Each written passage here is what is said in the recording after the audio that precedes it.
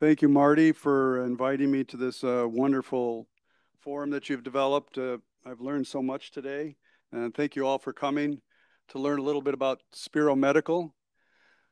We're developing the first drug-free, side effect-free, clinically proven neuromodulation solution for patients who have chronic severe airway diseases like asthma, COPD, and chronic cough.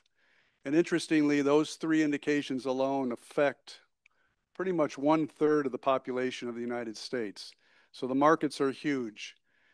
And most people don't know this, but asthma isn't really a inflammatory disease. It's really dysfunctional innervation in the nerves that innervate the lungs.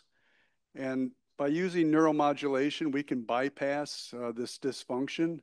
And that's what we've shown in our first human pilot study, where we've achieved all of our primary, secondary, and safety endpoints. We have now 3 issued patents that cover the use of neuromodulation to treat patients with asthma, COPD, or chronic cough. It's a very large market, as I mentioned, but in discussions with the FDA, they would actually like us to focus on the severe asthma patients, which are about 5% of the 5 to 10% of the total number of patients, or 2 million patients a year. If we just did 5% penetration or 100,000 implants a year, that's a $2 billion a year opportunity. We've already met with the FDA. They've agreed on what we've done in our pilot clinical study and used that to design our pivotal trial. We only need one more clinical trial for FDA approval, and that's a 50-patient study, which would be our neuromodulation device versus the standard of care for these patients. The follow-on indications are actually larger than asthma itself. Refractory chronic cough affects 10% of the world population. There is no approved treatment. And the refractory patients are about 40% of the patients in total. And for the really severe patients, they can cough 70 to 100 times per hour. And they end up putting them on morphine or gabapentin and these neuro drugs that actually have tremendous side effects for these patients. And we've actually treated a patient with chronic cough as well.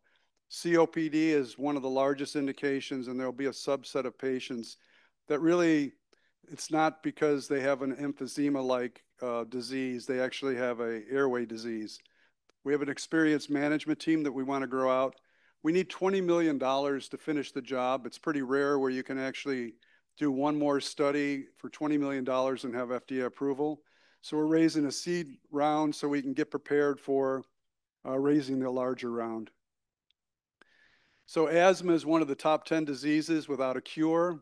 Pharma loves this market. It's a $26 billion a year market for them, growing to $36 billion by 2029. 2 million patients have severe, and interestingly, they account for 50% of the cost to society, which is $82 billion a year in the United States, and 41 billion of that goes to the 2 million patients that have severe. And as I mentioned, 100,000 implants a year would be a $2 billion market. Plus, we'll save the healthcare system money because we're a lot less expensive than the other treatments. So what is the solution? The solution is the Airwave 1 neuromodulation system. It's patented, proprietary, it's drug-free. This is kind of along the lines, if you've seen the commercials for Inspire Medical, where they've developed the sleep apnea neuromodulation device. They've completely disrupted that whole space. You've also seen commercials for Axonics, which was acquired by Boston Scientific for $3.2 billion last year. They're using neuromodulation to treat overactive bladder disease and fecal incontinence. This is very much the same kind of an approach, only we're leveraging spinal cord stimulation, which has been around since the 1960s.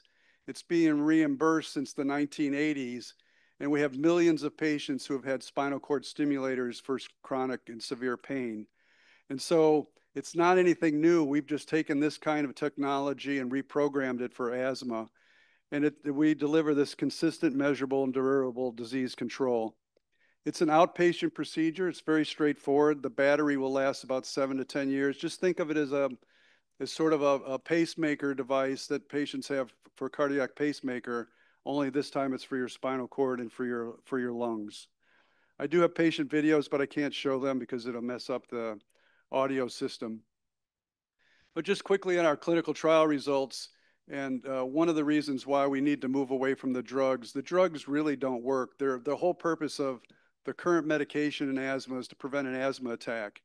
They work pretty well for the mild patients. Moderate to severe patients really don't work. So the ACT score in the middle panel, that's the asthma control test score. That's a validated FDA approved measurement of asthma control. If you have a ACT greater than 19, that means your asthma is controlled. Interestingly, our patients, their mean baseline ACT was 8, which is highly uncontrolled, yet they're on 3 to 5 medications a day. We had one patient who was taking 720 doses of medication a month. After we implanted the device and turned it on, the mean ACT for all of our patients was 23. The highest number you can get is 24.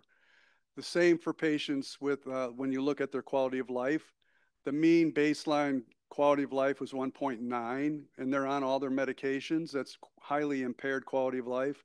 After we put in our device, their mean quality of life score went into the normal range of 5.24. Where's the device attached? So you get 2 leads that run up your spinal cord, and it goes in the upper thoracic region. And I'll show you We're about 2 minutes left. So you can see what the device looks like. That's what we call the IPG that has the battery and the control unit in it. And then 1 or 2 leads will come out of that. They place that in the epidural space in the spinal cord. That gets implanted in the lower back and the iliac crest under the skin. The current pain devices, they have a rechargeable battery, so then they just recharge it every couple of days or every week or every 2 weeks, depending on the power requirements. Our power requirements probably allow us to not have a rechargeable battery, but actually have a full-on battery that will last 7 to 10 years. We also, in our patients, 73% eliminated all of their asthma medications. Of that group, if one patient after 12 months, we changed his programming because he had a different device, and he actually came off all his medications. And the other 2 patients had asthma plus COPD. One reduced their medication rather significantly, and the other didn't. But we think in agreement with the FDA, we're going to focus on asthma patients alone. We should have 100% of our patients off their medication. So what does this cost? What's the cost of this? I'll show you right here. Because we're running out of time, but yep. You should come over here, and then you can. It's up there. Oh, it's up there. So we actually hired an outside firm, Pacific Therapy Access, to look at the pricing and reimbursement strategy. Because this is spinal cord stimulation and it's been around for a long time, we don't need any new coding or payment strategies. We'll just get a new coverage indication for asthma, and then, of course, chronic cough, and then COPD afterwards. And all we need is our pivotal trial to be successful, which I find highly unlikely that it won't be successful. Typically, just as a ballpark, because this is an outpatient procedure, the surgical cost, the hospital and the surgeon, is about $15,000. And then the device itself, the average cost is about $20,000, which is reimbursed. We just use that for our modeling. We'll have 80% margins on or even better on our device. It's manufactured in Houston, Texas by Valentia Medical. And then sometimes, private insurers may pay a little bit more, and the same for the ambulatory surgery centers. So the reimbursement's in place. We just have to go through the process. We also did a economic value and assessment of our device. There's actually a pulmonologist that did this. And he said this is the first time he'd ever seen a drug or a therapy that provided such cost-effective solution for people. It's lower cost and it's improved outcomes for sure. The biologics cost $38,000 a year. This is $35,000 one time. And then they don't need any other drugs. They don't go to the hospital anymore. They don't have asthma attacks. They are not in the ER. So it definitely saves the healthcare system money. I've been doing this for about 35 years. I've done everything from bench scientist to CEO. I'm an MD, PhD. I've been head of clinical regulatory manufacturer. I've developed 2 drugs from discovery through to approval. And then I was a venture capitalist for about 13 years at an evergreen structured fund called Research Corporation Technologies. So I've looked at, I would say, almost thousands of things over the years in my career. And I have to say, this is still probably one of the most disruptive things I've ever looked at, quite frankly. And then Dr. Piles, he's the founder and the inventor. And this just happened by circumstance. He had a patient with pancreatic cancer who had pancreatic pain. So he put a stimulator in for his pain, and he happened to put it in a region where he normally won't do it. And then when the patient came back 6 weeks later, he said, "Thanks, doc. You took care of my pain, but by the way, I've had severe asthma my whole life since I was a kid, and it's gone." He goes, "I don't know what you did." So, Fantastic, Kurt. Great. so he funded that trial. Am I all out of time already? Yep. All right. I'm raising money. Yeah, so what people should know is that the largest investor in Kurt's fund is one of our family offices in his company. And so if you want to get more insight from an investor point of view, Kurt or I can arrange a meeting with that other investor. So, and is it primary purpose treatment for COPD or just asthma in general? Mm-hmm. Uh-huh. Then you have to learn more about the disease because it's a little bit more heterogeneous than the other. And what's the number of Americans who suffer from COPD? Do you know? 47 million Americans have COPD? Jesus Christ. All right.